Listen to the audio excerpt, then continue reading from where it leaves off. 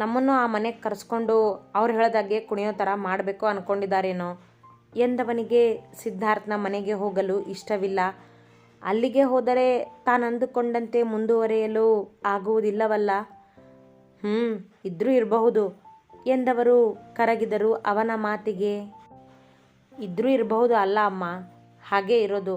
ಆ ಜಾಹ್ನವಿ ನಿನ್ನ ಅಧಿಕಾರ ಕಿತ್ಕೊಂಡು ಅವಳ ಅಧಿಕಾರ ನಡೆಯೋ ಹಾಗೆ ಮಾಡ್ತಾಳೆ ಅಲ್ಲಿಗೆ ಹೋದರೆ. ಯಾಕಂದರೆ ಅವಳಿಗೆ ಅವ್ರ ಅಪ್ಪನ ಸಪೋರ್ಟ್ ಇದೆ. ನೀನು ಇಲ್ಲೇ ಇದ್ದರೆ ನೀನು ಹೇಳಿದಾಗೆ ನಡೆಯುತ್ತೆ. ಅದೇ ಅಲ್ಲಿಗೆ ಹೋದರೆ ಅವಳು ಹೇಳೋ ಥರ ಕುಣಿಬೇಕು ನೋಡು ಎಂದ.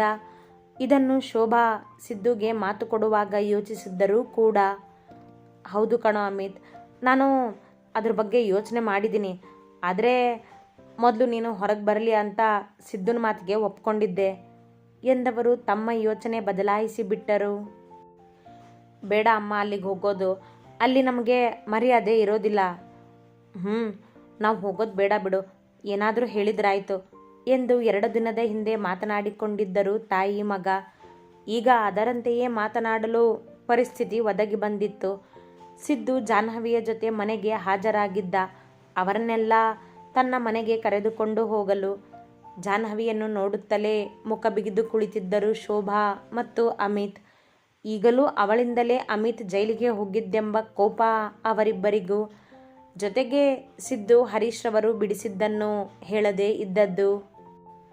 ಚಿಕ್ಕಮ್ಮ, ಈಗ ನಿಮ್ಮ ಬಟ್ಟೆ ತಗೊಂಡು ಬನ್ನಿ ಸಾಕು. ನಾಳೆ ಬಂದು ಯಾವ್ಯಾವ ವಸ್ತುಗಳು ಬೇಕೋ ಅದನ್ನಷ್ಟೇ ತಗೊಂಡು ಹೋಗೋಣ ಎಂದ ಸಿದ್ದು ಅವರನ್ನು